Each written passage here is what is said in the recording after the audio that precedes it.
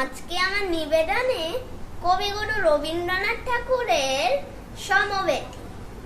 যদি খোকা না হয় আমি হতেম কুকুর ছানা, তবে পাচ্ছে তোমার পাটে আমি মুখ দিতে যাই ভাটে। তুমি করতে আমায় মানা, সত্যি করে বল আমায় করিস নে মা ছল। বলতে আমায় দূর দূর দূর, কোথা থেকে এলো এই কুকুর। জামা তবে জামা, আমায় কোলের থেকে নামা।